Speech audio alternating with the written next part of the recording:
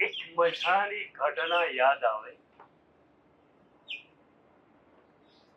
તિબેટમાં રાતોરાત ચીનનું આધિપત્ય છવાઈ ગયું. એ વખતે ચીનના લોકોએ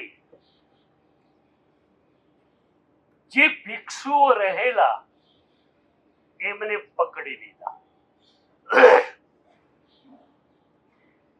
તિબેટના સર્વોચ્ચ ગુરુ દલાઈ લામા રાતોરાત નીકળી ગયા, ભારત આવી ગયા અને ભારતમાં એમને રાજ્યાશ્રય આપવામાં આવ્યો.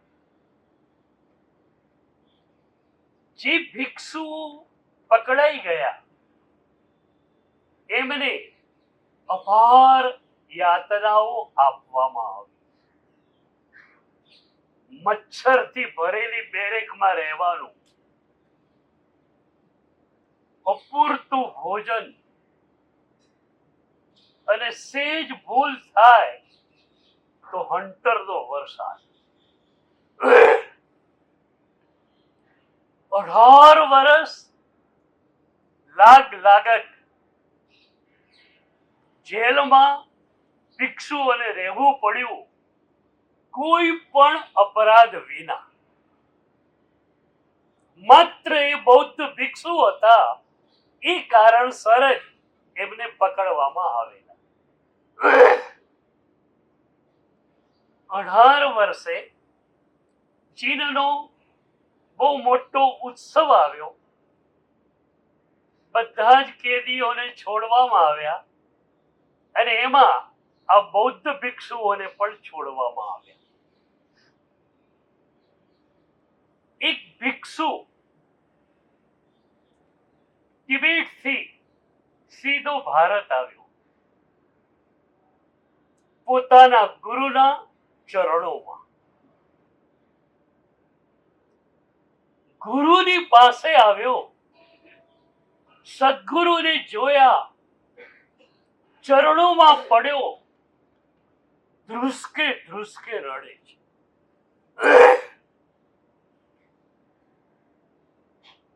પીડાના આંસુ નહોતા, આંસુ આનંદના હતા કે ગુરુદેવ, 18 વર્ષે પણ તમારું દર્શન મને મળી ગયું.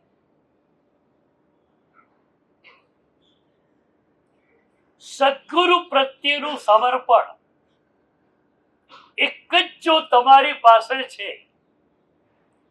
તમારે કશું જ કરવાની જરૂર નથી.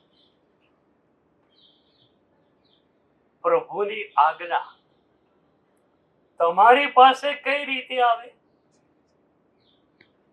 વાયા સદગુરુ જ આવે.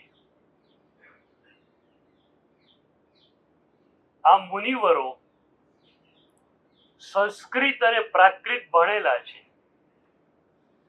આ સાધ્વીજીઓ બધી જ ભણેલી છે, પણ એમને એ અધિકાર નથી કે શાસ્ત્રો વાંચીને, આગમ ગ્રંથો વાંચીને પોતાના માટે કોઈ સિદ્ધાંત એ નક્કી કરે. એમને જે પણ આજ્ઞા આપવામાં આવશે એ સદગુરુ દ્વારા જ આપવામાં આવશે.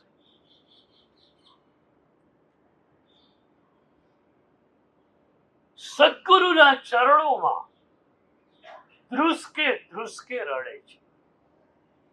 બસ ગુરુદેવ, આપ મળી ગયા,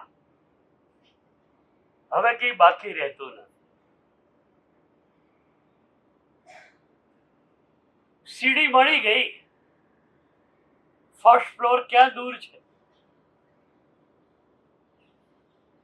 પગથિયા ચડાઈ ગયા, ફર્સ્ટ ફ્લોર મળી ગયો.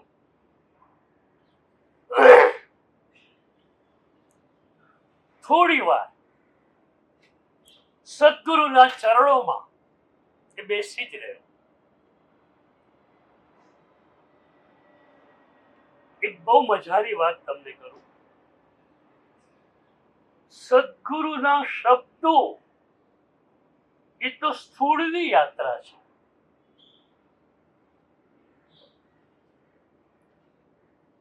સૂક્ષ્મની યાત્રામાં તમારે જવું હોય તો સદગુરુની ઉર્જામાં બેસવું જોઈએ. સદગુરુ બેઠેલા છે, ધ્યાન કરે છે, જાપ કરે છે, સ્વાધ્યાય કરે છે. તમે બેસી જાઓ, આંખો બંધ છે તમારી, મનમાં સદગુરુ પ્રત્યેનો અપાર બહુમાન ભાવ ભરેલો છે. બસ સદગુરુની ઉર્જા તમારા તરફ આવશે અને તમે એ ઉર્જાને બરોબરની સ્વીકારી શકશો.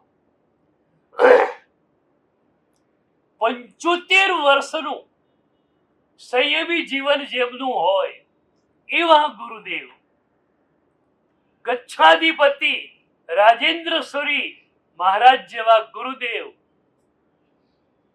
તમે એમના ચરણોમાં બેઠા 75 વર્ષની એમની દીક્ષાની જે સાધના હતી અને એ સાધના દ્વારા એમણે જે ઉર્જા પ્રાપ્ત કરેલી એ ઉર્જા એ તમને આપી. ગુરુદેવ અરવિંદ સુરી મહારાજ સાહેબની નિશ્રામાં અમારું ચાતુર્માસ સુઈ ગામમાં હતું. કચ્છની બનાસકાંઠાની બોર્ડર ઉપર. હિન્દુ ભાઈઓ પ્રવચનમાં ઘણા બધા આવતા. એકવાર એ હિન્દુ ભાઈઓને મેં કહ્યું કે ઉપાશ્રયમાં ગુરુદેવ અરવિંદ સુરી દાદા બિરાજમાન છે, ક્યારેક તમે ત્યાં જજો. દાદા જે કરતા હોય એ કરે, તમારે એમને ડિસ્ટર્બ નહીં કરવાના, માત્ર બેસી જવાનું. અઠવાડિયા પછી એ લોકોએ મને કહ્યું, હિન્દુ લોકોએ, કે સાહેબ 1 મહિનાના પ્રવચન દ્વારા જે નથી મળ્યું એ દાદાની પાસે 1 દિવસ બેસવાથી મળ્યું. કેટલાયના વ્યસનો છૂટી ગયા. દાદાએ કશું જ કહ્યું નથી, પણ દાદાની ઉર્જા જ્યાં તમે સ્વીકારી, જીવન પરિવર્તન થયા વગર રહે જ નહીં. સદગુરુ કેટલું બધું તમને આપે છે. ગુરુ પૂર્ણિમાના દિવસે આ જ વાત કરવી છે કે સદગુરુએ આપણને શું આપ્યું. એ ન હોત તો આપણે ન હોત. સદગુરુ ન હોત તો યશો વિજય ક્યાંથી હોત.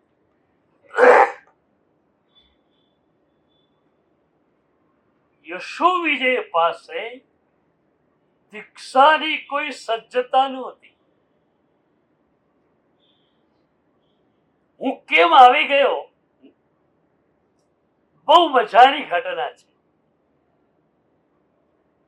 7 વર્ષની વયમાં મને ટાઇફોઇડ થયેલો. અમારું ગામ ઝીંઝુવાડા નાનકડું, મેડિકલ સર્વિસીસ એટલી સારી નહીં. બાજુના ટાઉન ખારા ગોડિયાની હોસ્પિટલમાં મને એડમિટ કરવામાં આવ્યો. એ વખતે ક્લોરોમ્ફેનિકલ ડ્રગ્સ હતી નહીં, એટલે આડી અવળી દવાઓ અપાતી. 7 અઠવાડિયા હોસ્પિટલમાં થયા. તાવ મચક ન આવે, શરીર હાડપિંજર જેવું થઈ ગયું. માની આંખમાં આંસુ. મારો દીકરો જીવશે કે નહીં જીવે. અને એ વખતે ભક્તિમતી માએ પ્રભુને પ્રાર્થના કરી કે પ્રભુ, દીકરો રે એવું લાગતું નથી, પણ દીકરો જીવી ગયો તો તારો.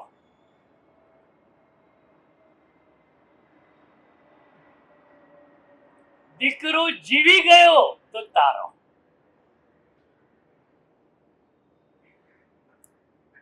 પ્રાર્થના કેટલી તો ફાસ્ટેસ્ટલી વર્ક કરે છે. હું ઘણી વાર કહું કે તમે સ્વિચ ઓન કરો અને પંખો ફરફરી ઉઠે કે લેમ્પ જલી ઉઠે, એમાં પણ વચ્ચે પ્રતિ સેકન્ડ લાગે છે. પ્રાર્થના on that very moment activate થાય છે. હૃદયના ઊંડાણથી તમે પ્રાર્થના કરી, તમારી પ્રાર્થના એ જ ક્ષણે સ્વીકારવામાં આવશે.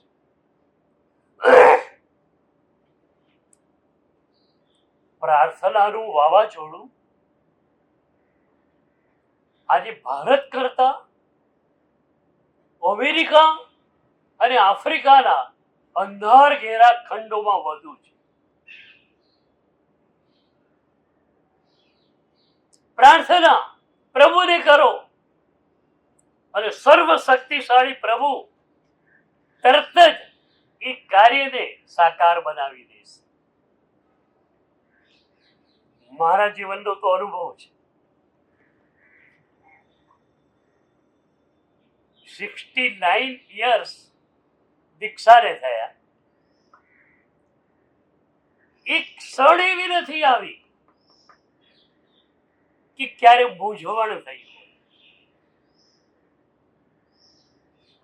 અને એટલે જ ઘણી વાર હું કહેતો હોઉં છું કે પ્રભુએ પોતાની એર કન્ડિશન હથેળીમાં મને રાખ્યો છે, પણ તમને રાખ્યો. માત્ર મને જ રાખે એમ નહીં, તમને પણ રાખે. પ્રભુ તૈયાર છે. પહેલા પણ મેં કહેલું, પ્રભુ તમને ઉત્કટ કક્ષાનો પ્રેમ આપવા તૈયાર છે. પ્રભુ તમારી ભીતર અવતરિત થવા તૈયાર છે. અને એટલે પ્રભુ જ સદગુરુ ચેતનાને મોકલે છે. સદગુરુ ચેતના તમારા સુધી કેમ આવે? કોઈ પણ અનુભૂતિવાન વ્યક્તિ હોય એને શબ્દોની દુનિયામાં આવવું કેટલું તો અઘરું પડે. તમે અનુભૂતિની દુનિયામાં ખોવાઈ ગયા, આનંદની દુનિયામાં, પછી શબ્દોની દુનિયામાં સી રીતે આવી શકાય? પણ પ્રભુની આજ્ઞા કે મારે આ લોકોના હૃદયમાં અવતરિત થવું છે, મારો જે દિવ્ય પ્રેમ છે એની અનુભૂતિ મારે આ લોકોને કરાવવી છે. તમે જાઓ અને ઇનિશિયલ સ્ટેજનું કામ કરે. પ્રભુએ અમને મોકલ્યા છે. હવે મારું કામ તો રોજ ચાલુ જ રહેવાનું. તમે આવો ન આવો એ તમારા તરફ ખુલતી વાત છે. મારું કામ તો રોજ ચાલુ રહેવાનું. અને તમારા બધાના ચહેરાઓને જોતા લાગે કે મારું કામ 100% નહીં, 105% સક્સેસ જવાનું.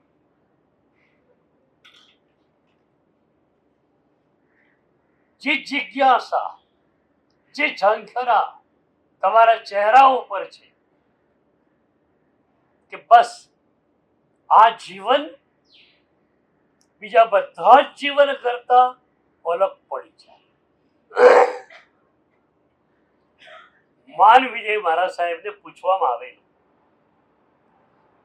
કે સાહેબ તમે કેવો આનંદ માણી રહ્યા છો? તમે તો સ્વામી સાધના છે જે કરી રવાના થઈ જાવ.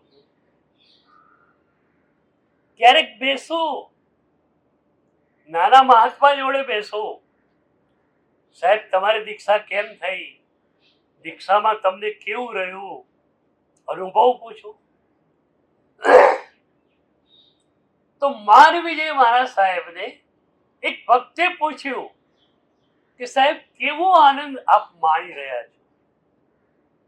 શું મજાની અભિવ્યક્તિ એમની હતી. કહીએ અણચાખ્યો પણ અનુભવ રસનો ટાણો મિલી. અગણિત જન્મોની અંદર જે રસ ચાખવા ન મળ્યો હોય એ રસ આ જન્મમાં ચાખવા મળ્યો છે. આનંદ ઘનજી ભગવંતે એક સરસ વાત કરી. સગરા હોય સો ભરભર પીવે, નગરા જાય પ્યાસા. પરમ રસ કોને મળે? પીવો છે ને. મારે શબ્દો નથી આપવા, શબ્દો તો તમને ખેંચવાનું બહાનું છે. મારે તમને પરમ રસ પીવડાવવો છે જે મેં પીધો છે. તો સી રીતે પી શકાય? બે શબ્દો આપ્યા, સગરો અને નગરો. નગરો એટલે શું? જેના માથે ગુરુ નથી.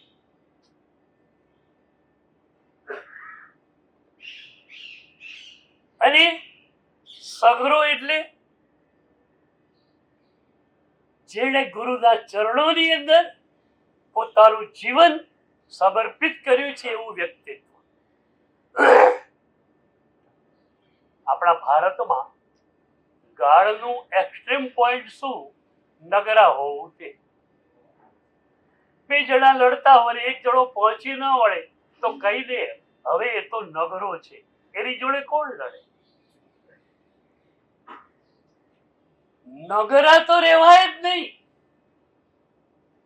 સદગુરુ તો માથે જોઈએ જ. પણ સવાલ હવે એ છે કે તમે સદગુરુની શોધ કઈ રીતે કરશો? એક બિલાડી હતી, ભારતની જ રહી હશે, અને એટલે એને ગુરુ કરવાનો વિચાર આવ્યો કે મારે પણ ગુરુ હોવા જોઈએ. બિલાડી ચાલી ગુરુ કરવા. વચ્ચે તળાવ આવ્યું. થાકેલી તો તળાવની પાળ પર થોડી વાર બિલાડી બેઠી. એમાં એને બગલાને જોયો. બગલા મહારાજ બરોબર ધ્યાનમાં બેઠેલા, ક્યારે માછલું આવે ને ક્યારે પકડું. તો બિલાડીની બુદ્ધિએ કહ્યું વાહ, ગુરુ હે તો એસા.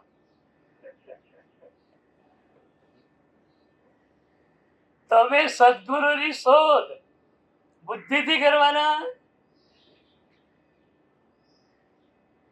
બુદ્ધિથી સદગુરુની શોધ થઈ શકે નહીં, સદગુરુની પ્રાપ્તિ થઈ શકે નહીં. શરણાગતિ, બીજું કોઈ ઉપાય નથી, માત્ર શરણાગતિ.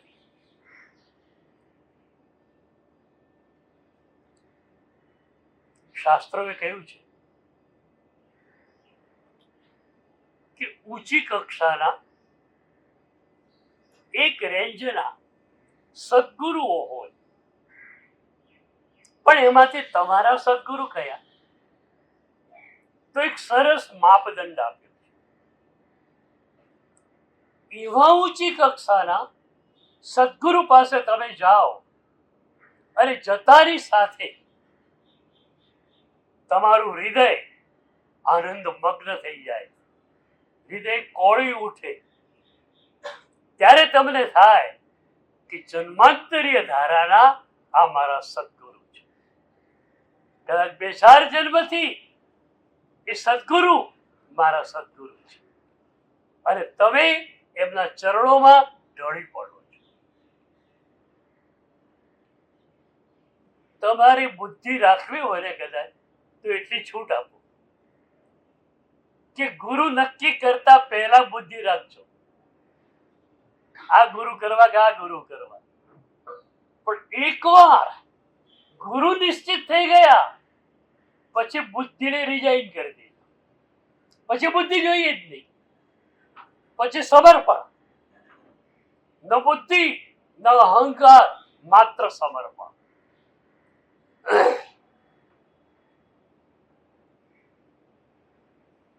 તો બિલાડીએ કહ્યું ગુરુ હો તો એસા.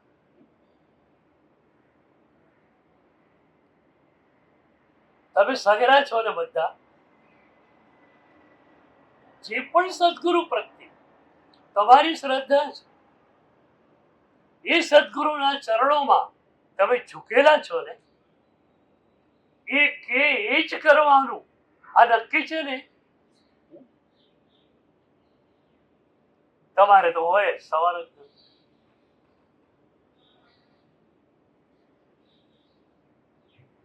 તમારે તો વિચાર જ ન હોય. સદગુરુની આજ્ઞા આવી એટલે સ્વીકાર. આ બધા છે ને બુદ્ધિને ઘરે મૂકીને આવ્યા છે.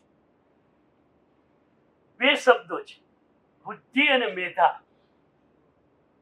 પર્યંચયાણમાં આપણે કહીએ શ્રદ્ધાએ બેહાય. શ્રદ્ધાપૂર્વકની વિચાર સરણી એ મેધા અને અહંકાર પૂર્વકની વિચાર સરણી એ બુદ્ધિ. એટલે તમે બુદ્ધિ વગરના હો એવું હું ઈચ્છું. મેધા વાળા બધા બની જાઓ, પ્રજ્ઞા વાળા બની જાઓ. કારણ કે બુદ્ધિથી તમે પ્રભુ શાસનમાં પ્રવેશ જ નહીં કરી શકો. પ્રભુ શાસનમાં પ્રવેશવાનું દ્વાર સમર્પણ છે અને એની શિખરાનુભૂતિ પણ સમર્પણ છે. પ્રારંભ સમર્પણથી અંતિમ બિંદુ પણ સમર્પણનું જ છે. અંતિમ બિંદુમાં શું આવે?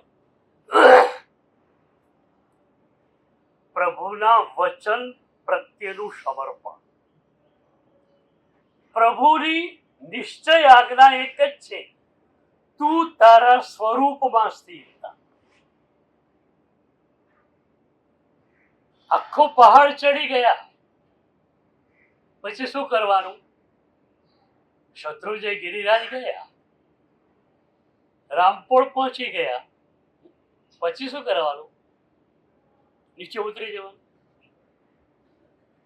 પછી દાદાની ભક્તિ કરવાની, દાદાની પૂજા કરવાની. બરાબર? એ સાધનાનો પર્વત તમે ચડી જાઓ.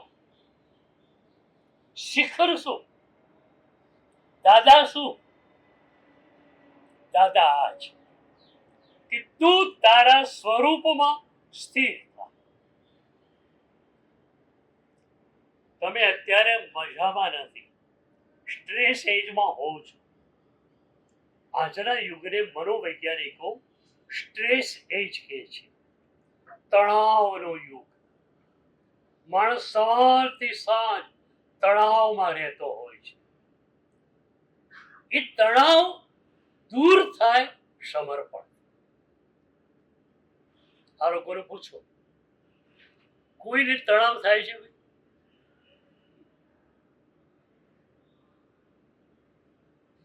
તણાવ થાય છે? નો સ્ટ્રેસ. જે કી કરવાનું છે, સદગુરુ કે કરવાનું છે. એક સમર્પણને કારણે એ લોકો બધા મજામાં છે. હું એ લોકોને કહું કે તમારા ચહેરા પર એવી મસ્તી દેખાવી જોઈએ કે તમને સાતા પૂછવા આવેલું શરમાઈ જાય.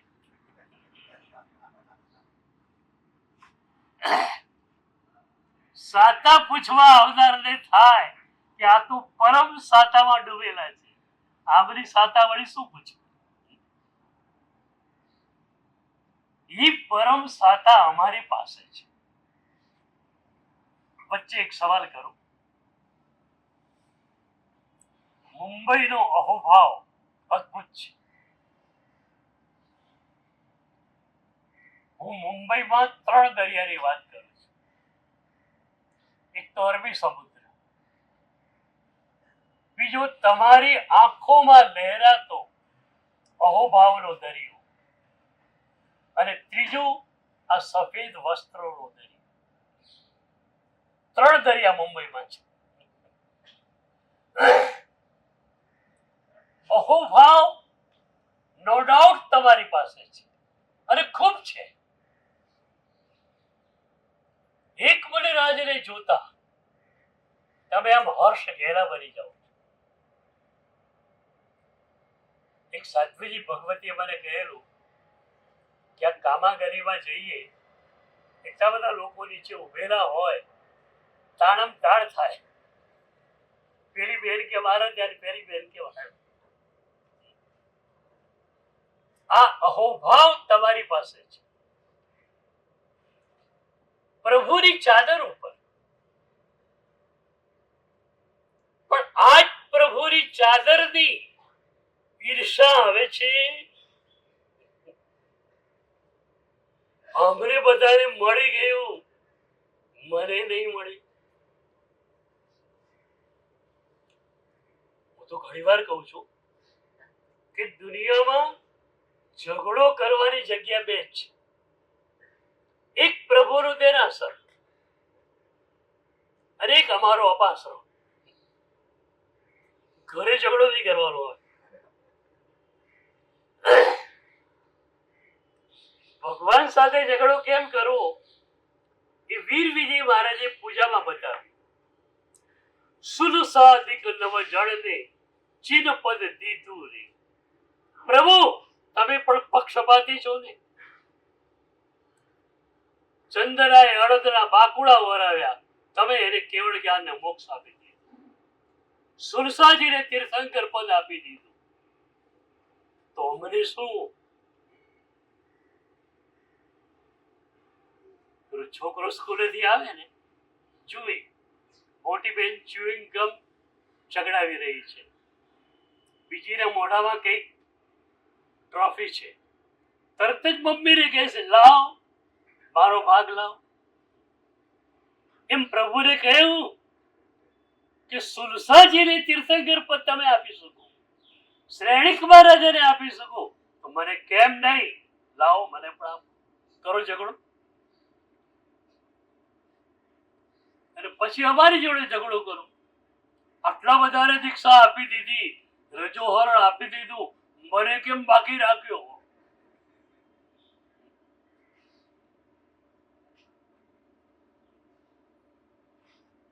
પેલો ભિક્ષુ ગુરુના ચરણોમાં પડ્યો છે. કોઈ વાર્તાલાપ નથી ત્યાં, માત્ર આંસુ ઝર્યા કરે છે.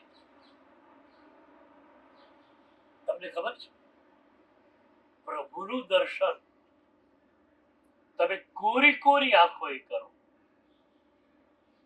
અને આંસુ વરસતી આંખે કરો, કેટલો બધો ફરક પડે. કોરી આંખે તમે કરો ત્યારે પ્રભુ સ્પષ્ટ દેખાય, અને આંસુ જ્યારે ઝરી રહ્યા હોય ત્યારે પ્રભુનું સ્વરૂપ અસ્પષ્ટ દેખાય. પણ એ આંસુ ઝરતી આંખો કામ એ કરે કે તમારા હૃદયમાં પ્રભુને પધરાવી.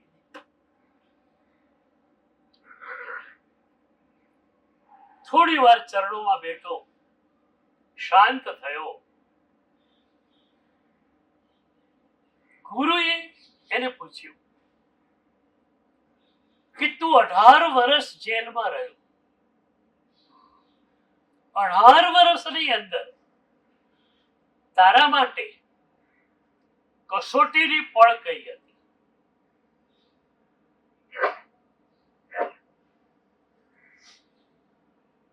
પૂરતું ભોજન મળતું, મચ્છરવાળી બેરે, દિવસે ને રાત્રે મચ્છર શરીર ફોલી ખાય,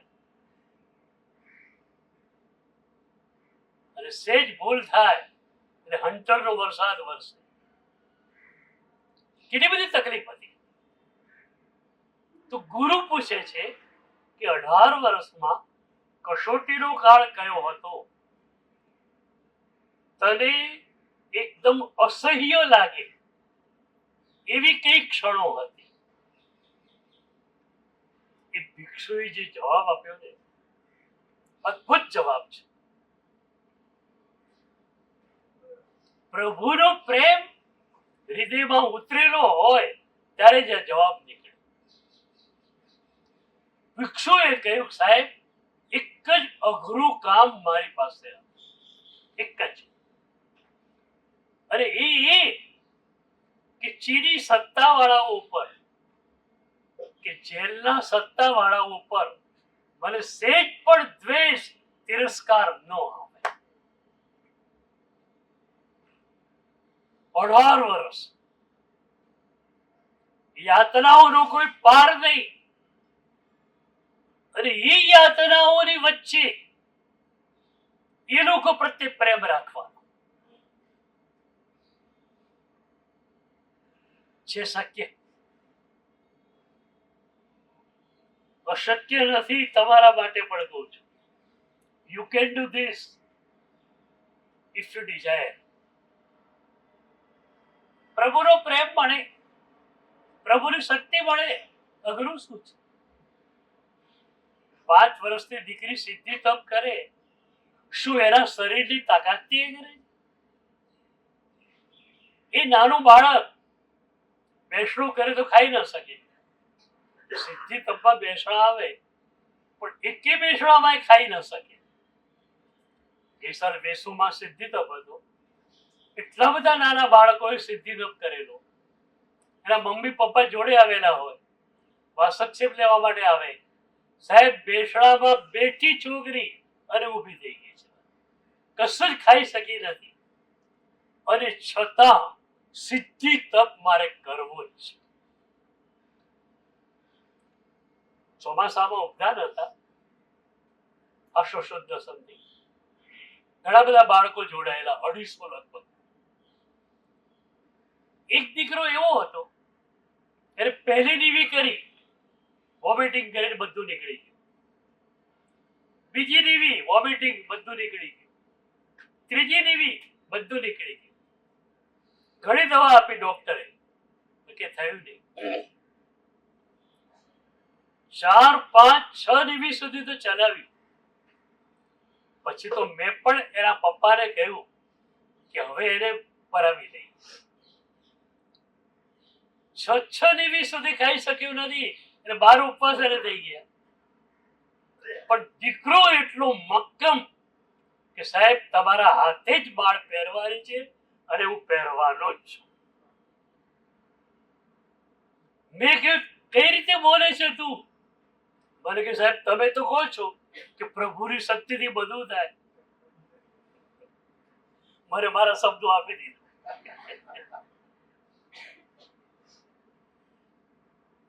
અને બનેલી ઘટના 47 દિવસમાં કદાચ એકાદ દિવસે ખાઈ શક્યો હોય, કોળિયા 2 કોળિયા જેટલું. જે બુલિરાજો ક્રિયા કરાવતા હતા એમણે મને કહ્યું કે સાહેબ, મારા 47 દિવસના ઉપવાસ કહીએ તો પણ વાંધો નથી. પણ એ દીકરાએ મોક્ષરી બાળ પહેરી, અને નવાઈ એ કે કશું ખાતો નહોતો, વેટ સેજ પણ લોસ નહીં થાય, શરીર એવું ને એવું.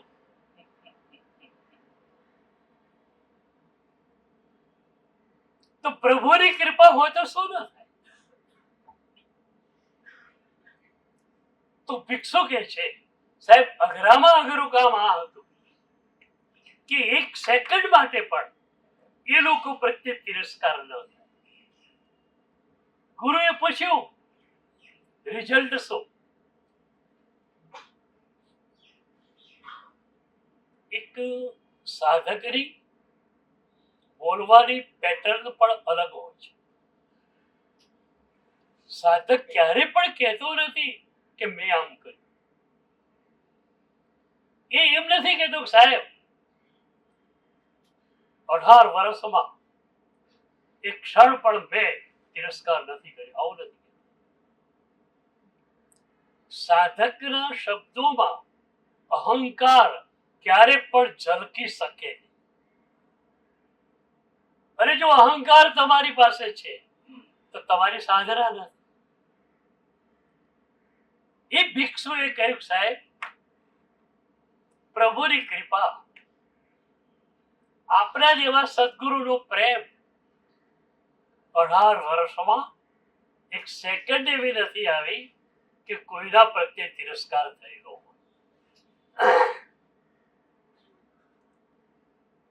આપણી પરિભાષામાં આ સાધકને મૈત્ર યોગી કહેવાય છે. પહેલી દૃષ્ટિમાં આવેલો સાધક. કોઈના પણ પ્રત્યે તિરસ્કાર નહીં. અને સીધું ગણિત છે. પ્રભુનો પ્રેમ તમે સ્વીકારો, પ્રભુનો પ્રેમ તમે જીલો, પછી તમારામાંથી નીકળે શું? આ જન્મમાં શું કરવું છે તમને સમજાવું. અગણિત જન્મોમાં શું કર્યું? કચરાથી, પર પદાર્થો અને પર વ્યક્તિઓ પ્રત્યેના રાગથી હૃદયને ભરી નાખે. પછી પ્રભુ માટે બોર્ડ લગાડેલું, નો વેકેન્સી ફોર યુ. આ જન્મમાં પ્રભુથી, પ્રભુના પ્રેમથી, પ્રભુની આજ્ઞાથી પૂરેપૂરું હૃદય ભરી દેવું છે.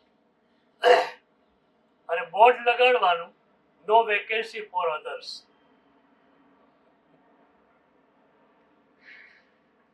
એ જ સંદર્ભમાં મારે તમને કહેવું છે કે તમે શરીર પ્રભુને ન સોંપી શકો, મન પ્રભુને સોંપી શકો કે? મન પ્રભુને સોંપવું એટલે શું તમને સમજાવું. અહીંથી ઘરે જશો, ગરમી હોય તો સીધો પંખો ચાલુ થશે, એસીમાં તમારું શરીર બેસશે. એ વખતે જો એમ થાય કે હું કેટલો સુખશેલીઓ માણસ છું કે મારા શરીર દ્વારા અત્યારે વાયુ કહેલા જીવોની વિરાધના થઈ રહી છે,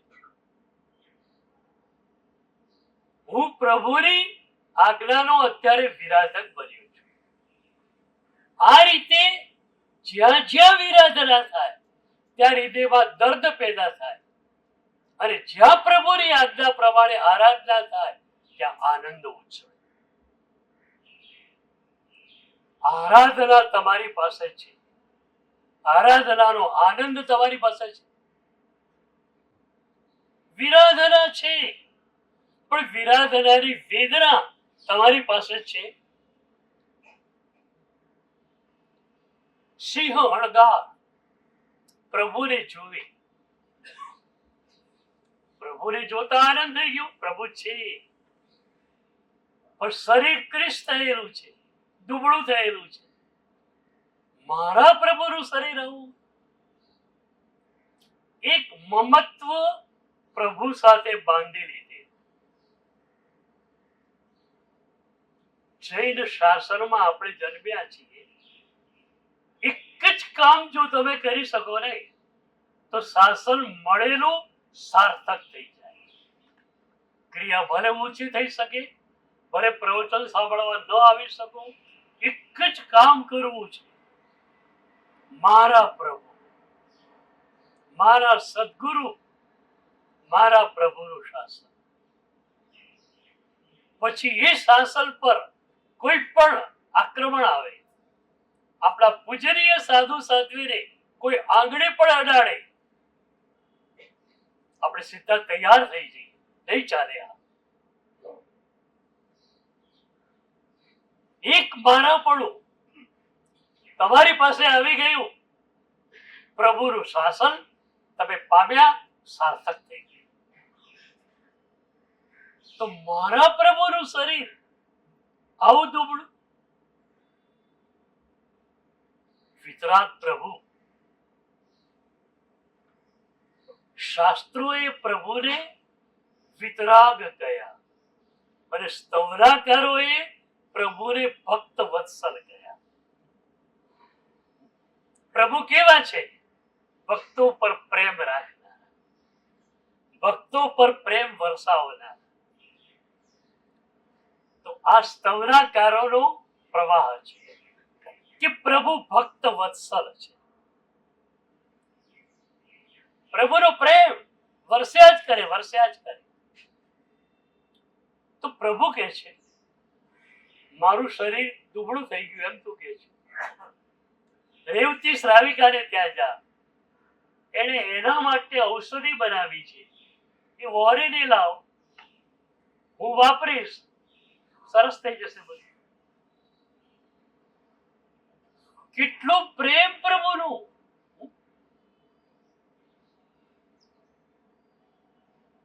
પ્રભુનો પ્રેમ ભક્ત ઉપર, ભક્તની ભક્તિ, ભક્તનો એક પરમ પ્રેમ પ્રભુની ઉપર. ભક્તિની વ્યાખ્યા શું? નારદ ઋષિનું ભક્તિ સૂત્ર ભક્તિ યોગના ક્ષેત્રે માઇલસ્ટોન કૃતિ ગણાય છે. એમાં નારદ ઋષિને પૂછવામાં આવ્યું કે ભક્તિ એટલે શું? તો એમણે કહ્યું સા ત્વસ્મિન પરમ પ્રેમ રૂપા અમૃત સ્વરૂપા છો. સંસ્કૃત છે પણ બહુ મજાનું છે, પ્રાંજલ. એનો ગુજરાતી અનુવાદ મારે કરવો પડશે તમારા માટે, પણ ગુજરાતી અનુવાદ કરતા એ ભાષાનો ચાર્મ છૂટી જાય. નારદ ઋષિ કહે છે કે પરમાત્મા પ્રત્યેનો પરમ પ્રેમ એ ભક્તિ. પ્રેમની જેટલી પણ ઊંચાઈ હોય, જેટલી હાઈટ હોય, એ હાઈટ પર તું પહોંચે. અને એ તારો જે પરમ પ્રેમ છે એ ભક્તિ છે. મેં અનુવાદ કર્યો પરમાત્મા પ્રત્યેનો પરમ પ્રેમ તે ભક્તિ. પણ નારદ ઋષિએ શું લખ્યું છે? સા ત્વસ્મિન પરમ પ્રેમ રૂપ, તેના વિશેનો પરમ પ્રેમ. તે એટલે પ્રભુ. એ દુનિયામાં બીજા કોઈ હોય કે ના હોય, કોઈ અર્થ નથી. ભક્તની નજર માત્ર ને માત્ર પ્રભુ તરફ છે. આચરણ ક્ષેત્રમાં આપણા માટે એક સરસ વિશેષણ આવ્યું, તદ્દિઠ્ઠિ. તમે કેવા હો? તદ્દિઠ્ઠિ, તદ્દૃષ્ટિ. પ્રભુ તરફ જ તમારી નજર હોય, લોકો તરફ નહીં. કોઈ કે સાહેબ તમે જરા આવું પ્રવચન આપો સામાજિક સ્તરનું.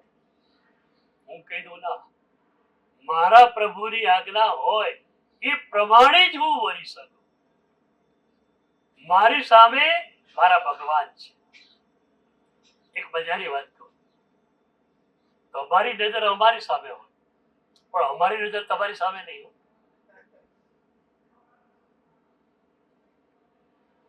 અમારી નજર પ્રભુની સામે છે. અમારી નજર જો તમારી સામે હોય કે આ લોકોને ખુશ કરી રાખો, નહીં. અમારી નજર પ્રભુની સામે છે. મારા પ્રભુ શું કહે છે અને મારા પ્રભુએ જે કીધું છે એ જ મારે ઇન્વર્ટેડ કોમામાં કહેવાનું છે. એક પણ શબ્દ મારે ઉમેરવાનો નથી. અમેરિકામાં હમણાં એક બહુ સારા પ્રવચનકાર, એટલું મોટું એનું નામ હતું કે એ ભાષણ કરવાના છે એ ખબર પડે એટલે ઓડિટોરિયમ છલકાઈ જાય. પ્રવચનકાર આવે એ પહેલા બહાર લોકોના ટોળે ટોળા હોય, પછી આયોજકો સ્ક્રીન મૂકી અને બહાર લોકોને પ્રવચન સંભળાવે. એ પ્રવચનકાર જ્યારે પ્રવચન શરૂ કરે ત્યારે ડાબા હાથને હવામાં ઝુલાવે, પ્રવચન પૂરું થાય તો જમણા હાથને હલાવે. એક મિત્રે પૂછ્યું કે તમે આ શું કરો છો? ત્યારે એ પ્રવચનકારે કહ્યું કે ઇન્વર્ટેડ કોમાને હું દોરું છું. મારે મારા ઘરદુખી કહેવાનું નથી, પ્રભુએ જે કહ્યું છે એ જ મારે કહેવું છે.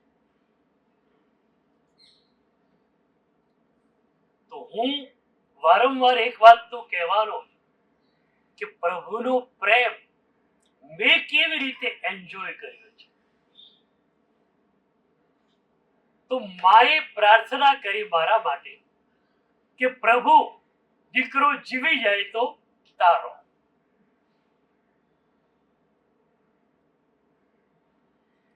પ્રાર્થના કરી એ જ દિવસથી મારું શરીર સુધરવા માંડ્યું. અઠવાડિયામાં તો ડોક્ટરોએ ડિસ્ચાર્જ આપી દીધો. ડોક્ટરો કે આ શું મિરેકલ થયું? હું ઘરે આવ્યો, સ્કૂલે જવાનું ચાલુ થઈ ગયું. એ પછી એકવાર માએ મને કહ્યું કે બેટા તું આ રીતે માંદો પડેલો ત્યારે મેં પ્રભુને પ્રાર્થના કરેલી કે પ્રભુ મારો દીકરો જીવી જાય તો તારો. એટલે હવે તું મારો નથી પ્રભુનો છે. તો મેં કહ્યું માં શું કરવાનું મારે? તો તારે દીક્ષા લેવાની. ઓકે માં. ખરેખર દીક્ષા એટલે શું મને ખબર નથી. ખાલી 2-4 મહિના ગુરુદેવ ઓમકાર સ્વરી મહારાજ જે સંસારી સંબંધે કાકા હતા એમની પાસે રહેલો, બાકી કોઈ ટ્રેનિંગ નહીં, કોઈ કશું જ નહીં. એટલે હું ઘણી વાર કહું છું કે પ્રભુએ મને ખેંચ્યો, સદગુરુએ પાછળથી ધક્કો માર્યો અને હું આવી ગયો. તમને ધક્કો મારવાની જરૂર છે? પ્રભુ તો ખેંચે છે. હવે ધક્કો મારું એટલે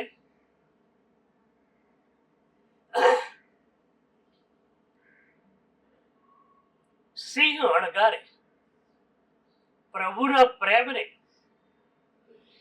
કેવો એન્જોય કરે. મારા પ્રભુ મારા માટે આટલી હદે નીચે ઉતરી શકે? મારા પ્રેમને સાચવવા, મારી ભક્તિને સાચવવા. રેવતી શ્રાવિકાને ત્યાં ગયા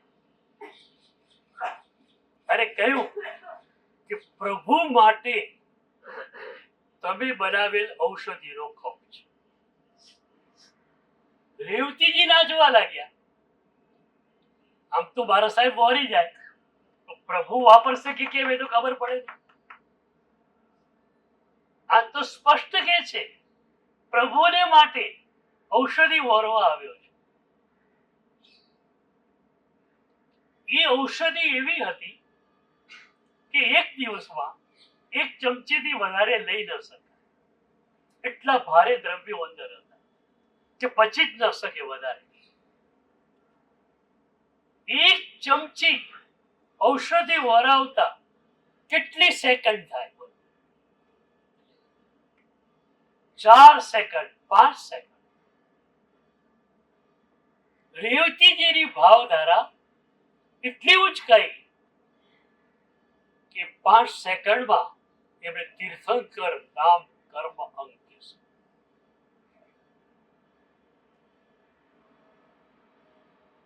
આ બહેનો માતાઓ